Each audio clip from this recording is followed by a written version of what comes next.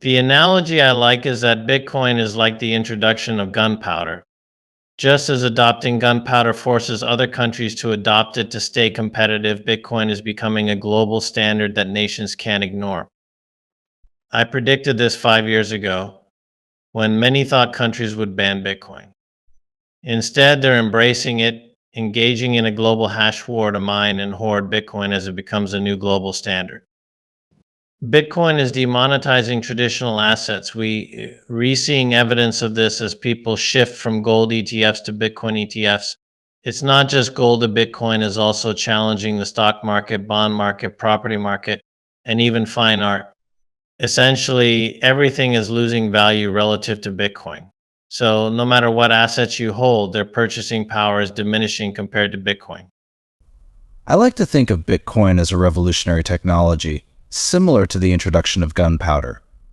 When one country adopted gunpowder, it set off a chain reaction where other nations had to follow suit to stay competitive and avoid falling behind. Similarly, Bitcoin is becoming a global standard that countries cannot ignore. 5 years ago, when many were speculating that nations would try to ban Bitcoin, I argued the opposite. I believe that rather than outlawing Bitcoin, countries would embrace it, engaging in a global hash war to competitively mine and accumulate it.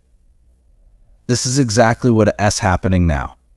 Bitcoin is emerging as a new global standard, challenging traditional forms of money and assets. What we're witnessing is Bitcoin AS impact on various asset classes. It's demonetizing gold, as seen in the shift from gold ETFs to Bitcoin ETFs. Investors are moving their money from traditional safe haven assets into Bitcoin, reflecting a broader trend of Bitcoin asserting its value. Bitcoin is also disrupting the stock market, the bond market, the property market, and even the fine art market.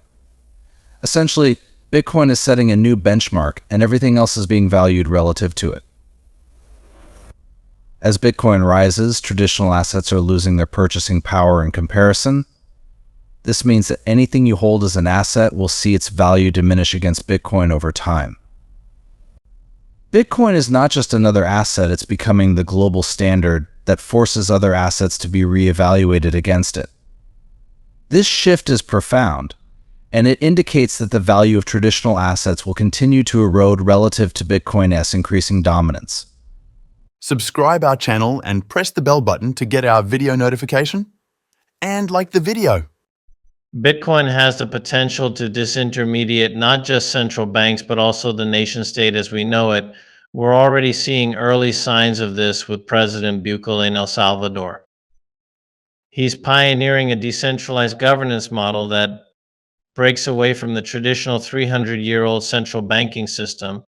Some people label President Bukele a dictator, but that's a mischaracterization. A true dictator wouldn't empower their people with Bitcoin, an unconfiscatable asset that offers self-sovereignty. Giving people access to Bitcoin is the opposite of authoritarian control. It's about decentralization and personal freedom. So I suggest that those using such terms carefully check their definitions before speaking. Misusing these terms only spreads confusion. If anyone needs clarification, I'm here to help.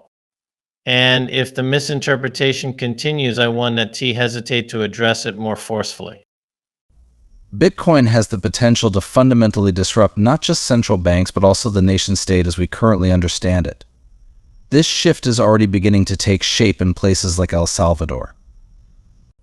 President Bukele is exploring a decentralized governance model that challenges the traditional 300-year-old central banking system.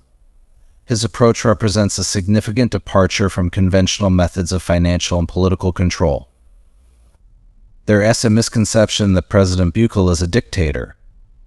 In reality, a true dictator wouldn't empower their people with Bitcoin. Bitcoin is an unconfiscatable asset that grants individuals self-sovereignty and financial freedom. By enabling people to own and use Bitcoin, President Bukele is actually promoting decentralization and personal autonomy, which is the antithesis of authoritarian rule. It's crucial for people using terms like dictator to understand their meanings before applying them. Misusing these terms only spreads confusion and misrepresents the situation. If anyone finds themselves unclear about these concepts, I'm more than willing to provide clarification. However, if misunderstandings persist, I may need to address the issue more directly. Bitcoin AS rise challenges the traditional roles of central banks and nation-states, moving us towards a new era of decentralized governance and individual empowerment. Bitcoin acts as a kind of magic mirror. It reflects and amplifies a person's true character. For those of high integrity, Bitcoin enhances and showcases their virtues. For those of questionable character, it reveals their flaws more starkly. Take Craig Wright, for example. Bitcoin's mirror has exposed him as someone lacking integrity. On the other hand, figures like Michael Saylor are highlighted as possessing genuine passion, deep understanding, and integrity. The same principle applies in politics. For instance, Cynthia Lummis has clearly been influenced by Bitcoin's ideals. She is actively working to make positive changes.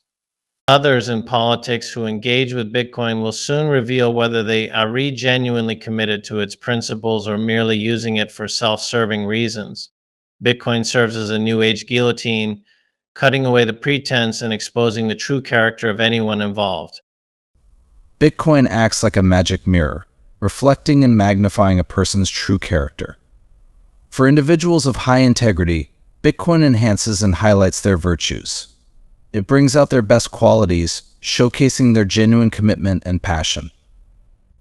For those of questionable character, Bitcoin exposes their flaws and shortcomings more clearly.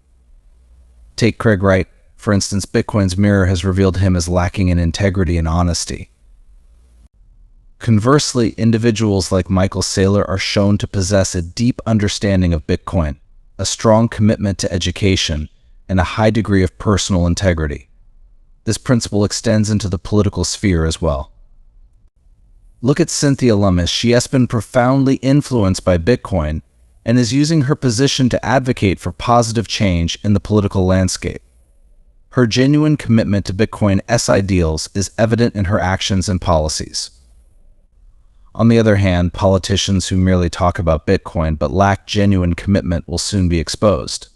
They will reveal whether they are truly dedicated to Bitcoin or just engaging in self-serving behavior.